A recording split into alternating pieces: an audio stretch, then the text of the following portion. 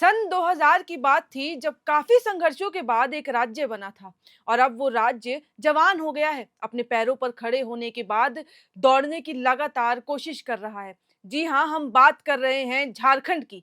लेकिन इन 25 सालों में झारखंड राजनीति की प्रयोगशाला बना रहा। इसमें कोई संदेह नहीं है कि झारखंड ने अपने 25 साल के कालखंड में 14 मुख्यमंत्री देखे, 3 बार राष्ट्रपति शासन भी लगा, निर्दलीय विधायक को मुख्यमंत्री की कुर्सी तक पहुंचने का इतिहास भी झारखंड के खाते में ही गया। शायद देश में अलग राज्य का सबसे बड़ा आंदोलन चलने का श्रेय भी झारखंड के खाते में ही है। जानकार तो ये भी बताते हैं कि जयपाल सिंह मुंडा ने अलग झारखंड राज्य का आंदोलन शुरू किया, लेकिन बिहार के तत्कालीन मुख्यमंत्री के बी सहाय की वजह से उनकी पार्टी अलग नहीं रह पाई और कांग्रेस में विलय हो गया। हालांकि आंदोलन धीरे धीरे बढ़ता रहा। पुराने लोग ये भी बताते हैं कि उसके बाद झारखंड आंदोलन की भागदौड़ जो है वो एन होरो, बागुन सुब्रमण्यम, रामदयाल मुंडा जैसे लोगों ने संभाली थी।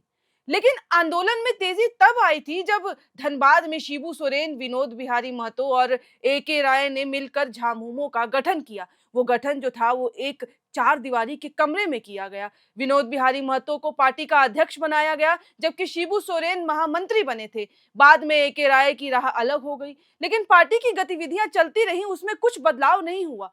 इस बीच आंदोलन में कई उतार चढ़ाव भी आए। इसके बाद झारखंड स्वायत्त परिषद का गठन 9 अगस्त 1995 को हुआ था। साल 2000 में केंद्र में अटल बिहारी वाजपेयी की सरकार ने अलग झारखंड राज्य को मान्यता दे दी और 15 नवंबर 2000 को झारखंड अलग राज्य के रूप में स्थापित हो गया। 15 नवंबर 2000 को झारखंड के पहले मुख्यमंत्री के तौर पर बाबूलाल मरांडी ने शपथ ली। उस समय बाबूलाल मरांडी विधायक नहीं थे। मुख्यमंत्री बनने के बाद उन्होंने रामगढ़ विधानसभा सीट से उपचुनाव जीता। फिर बाबूलाल मरांडी के सीएम रहते हुए झारखंड में डोमिसाइल नीति को लेकर बड़ा विवाद छिड़ गया। बड़े पैमाने पर उसको लेकर हिंसा भी हुई। उसके बाद वे मुख्यमंत्री पद से हटा दिए गए। उनके पद से हटने के बाद बाबूलाल भाजपा में कमजोर पड़ते नजर आए।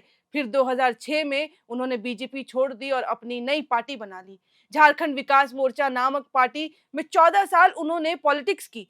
फिर 2020 में वे भाजपा में वापस लौट आए और भाजपा से जुड़ गए। अपनी पार्टी का उन्होंने भाजपा में विलय कर दिया। बाबूलाल मरांडी के इस्तीफा के बाद भाजपा ने अर्जुन मुंडा को मुख्यमंत्री बनाया। वे खरसावां विधानसभा सीट से तब उस वक्त विधायक थे। 18 मार्च 2003 को उन्होंने शपथ ली। मार्च 2005 तक झारखंड के मुख्यमंत्री रहे। फिर 2005 में झारखंड में पहली बार विधानसभा का चुनाव हुआ। 30 सीट जीतकर भाजपा सबसे बड़ी पार्टी बनी। उसके नेतृत्व वाली गठबंधन को 36 सीट मिली, जो जेडीयू आंकड़ा से 5 सीट कम था। झामुमो को 17 सीट आई और कांग्रेस के खाते में केवल 9 सीट गई।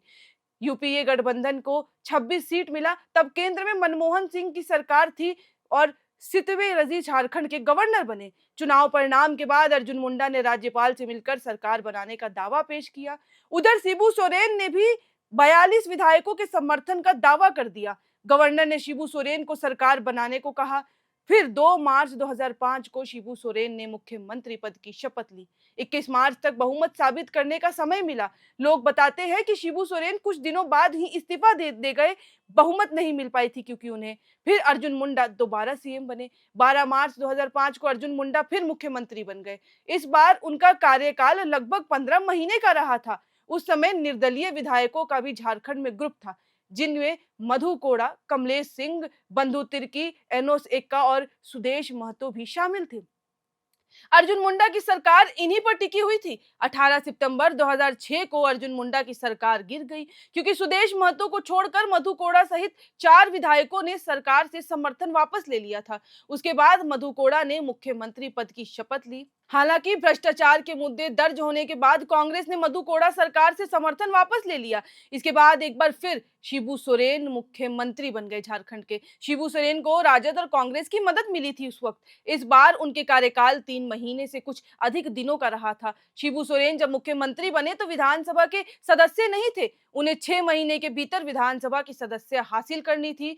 जेडीयू विधायक रहे रमेश सिंह मुंडा के निधन के बाद तमार सीट खाली हुई थी। संथाल, छोड़घाट, छोटा नागपुर से चुनाव लड़ना क्यों उल्टा पड़ गया शिबू सोरेन के लिए, चलिए आपको वो भी बताते हैं।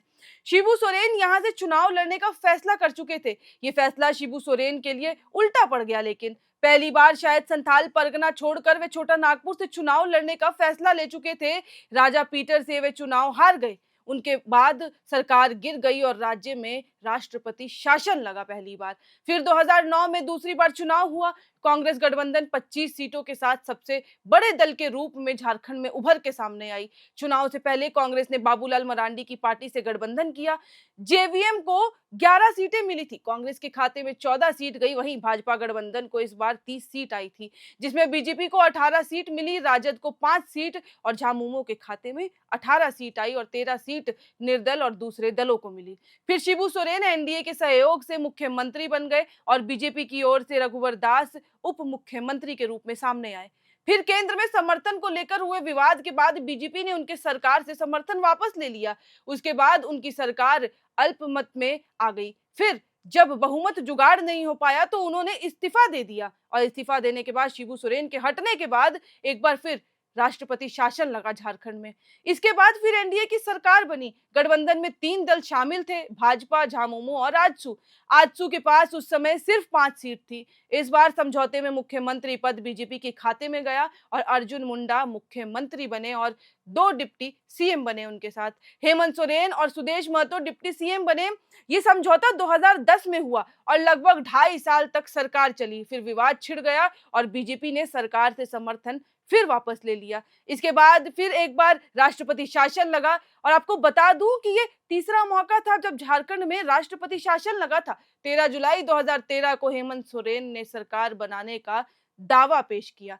कुछ इस तरह हेमंत सोरेन झारखंड के तब 5वें मुख्यमंत्री बने थे। फिर हेमंत सोरेन 5वें मुख्यमंत्री तो बन गए। मुख्यमंत्री के रूप में उनका कार्यकाल 1 साल 5 महीने कुछ अधिक ही रहा।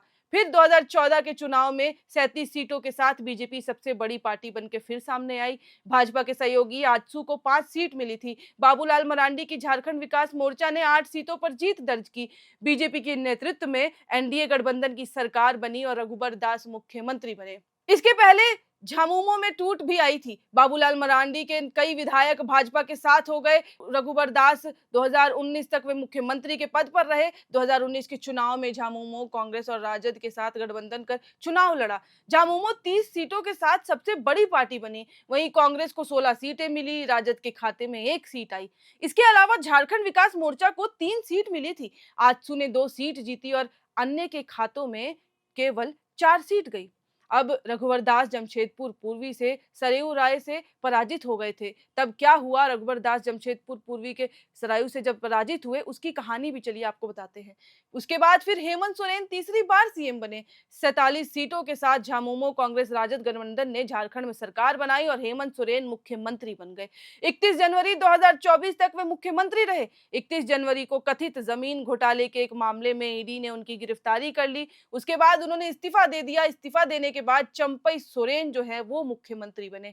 2 फरवरी 2024 को चंपई सोरेन ने मुख्यमंत्री के रूप में शपथ ली। चंपई सोरेन 3 जुलाई 2024 तक इस पद पर बने रहे थे। हेमंत सोरेन की रिहाई के बाद उन्हें पद छोड़ना पड़ा। फिर 28 जून 2024 को हेमंत सोरेन को कथित जमीन घोटाले में हाई कोर्ट से जमानत मिल गई। हेमंत सोरेन लगभग 5 महीने तक जेल में रहे थे। फिर हेमंत सोरेन गठबंधन के नेता चुन लिए गए। चंपई सोरेन के मुख्यमंत्री पद से इस्तीफा के बाद आगे क्या हुआ चलिए वो बताते हैं। फिर चंपई सोरेन ने अपने पद से इस्तीफा दे दिया और इसके साथ ही हेमंत सोरेन ने एक बार फिर सीएम पद की शपथ ले ली और वापस मुख्यमंत्री बन गए। मुख्यमंत्री पद से हटने के बाद चंपई सोरेन ने हालांकि झामुमो को छोड़कर भाजपा ज्वाइन कर ली थी। ये अलग बात है कि हेमंत सोरेन के जेल जाने के बाद उनकी पत्नी कल्पना सोरेन की राजनीतिक हैसियत जो थी वो और ज्यादा उभर के सामने आई। गांडेय सीट पर उपचुनाव की घोषणा हुई। झामुमो विधायक सरफराज अहमद ने इस्तीफा दे दिया था क्योंकि फिर 2024 का चुनाव आया। इस चुनाव में महागठबंधन ने प्रचंड बहुमत के साथ अपनी सरकार बनाई। ऐसे समय झारखंड में जयराम महतो का राजनीतिक उदय हुआ। एक नया जो है नेता सामने आया उभर के। इस प्रकार कहा जा सकता है कि झारखंड के 25 साल में ये प्रदेश राजनीति का इतना बड़ा उथल पथल देख चुका था जिसका सीधा प्रभाव इसके विकास पर पड़ गया। अब झारखंड आगे बढ़ने की दिशा में बढ़ता जा रहा है। झारखंड 25 साल का हो गया है। 2000 से लेके 2025 तक ये झारखंड की कहानी रही, उसको कितने नेता मिले, कितने मुख्यमंत्री बने और वो क्या कारण थे कि जो 3 बार इमरजेंसी लगी, वो सब हमने आपके सामने पेश किया। अब भा झारखंड जो 25 साल का हो गया है, तो उसने क्या-क्या डेवलपमेंट की है, क्या-क्या ग्रोथ हुआ है, ये आप भी बताइए, हमें कमेंट बॉक्स में लिख के साझा कीजिए अपनी राय। और इसके अलावा इस वीडियो को लाइक करें, शेयर करें, चैनल को सब्सक्राइब नहीं किया तो सब्सक्राइब करें और ऐसी तमाम खबरों के लिए एयर नाउ देखते रहें।